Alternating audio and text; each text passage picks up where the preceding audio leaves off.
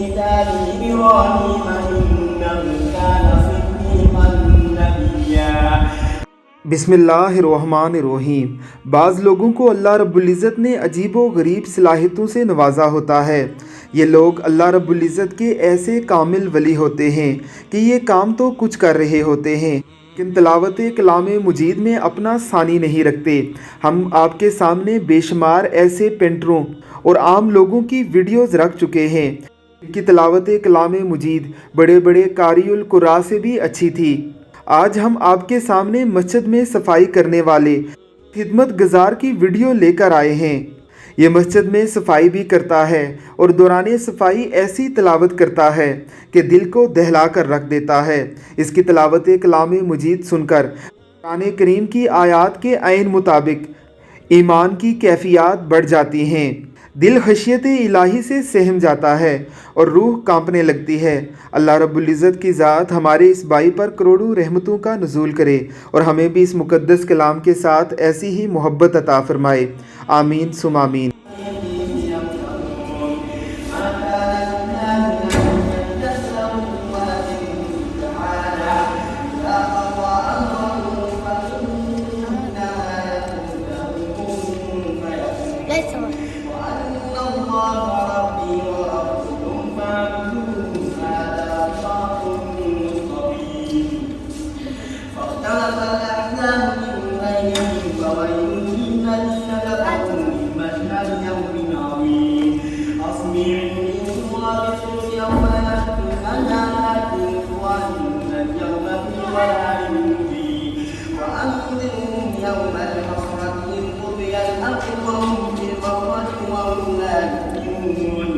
إنا نحن نرث الأرض ومن عليها وإلينا يرجعون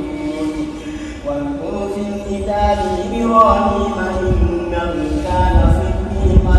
نبيا إذ قال لأبيه يا أبت لم تعبد ما لا يسمع ولا يبصر ولا يغني عنك شيئا يا أبت إني قد جاءني من العلم ما لم يأتك فاتبعني أهدك صراطا سويا يا أبت لا تعبد الشيطان إن الشيطان كان للرحمن عصيا يا أبت إني أخاف أن يمسك عذاب من الرحمن فتكون للشيطان وليا قال راغب أنت عن آلهتي يا إبراهيم لئن لم تنته لأرجمنك واهجرني مليا قال سلام عليك سأستغفر لك ربي إنه كان بي حفيا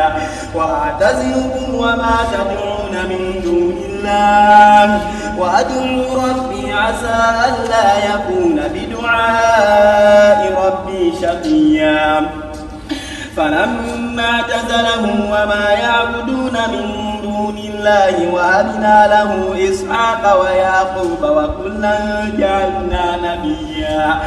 ووهبنا لهم من رحمتنا وجعلنا لهم لسان صدق عليا واذكر في الكتاب موسى إنه كان مخلصا وكان رسولا نبيا وناديناه من جانب الطور الأيمن وقربناه نجيا ووهبنا له من رحمتنا أخاه هارون نبيا واذكر في الكتاب إسماعيل إنه كان صادق الوعد وكان رسولا نبيا وكان يأمر أهله بالصلاة والزكاة وكان عند ربي مرضيا واذكر في الكتاب إدريس إنه كان صديقا نبيا ورفعناه مكانا عليا أولئك الذين أنعم الله عليهم من النبيين من ذرية آدم وممن حملنا مع نوح ومن ذرية إبراهيم وإسرائيل وممن هدينا واجتبينا إذا تتلى عليهم آيات الرحمن خروا سجدا وبقيا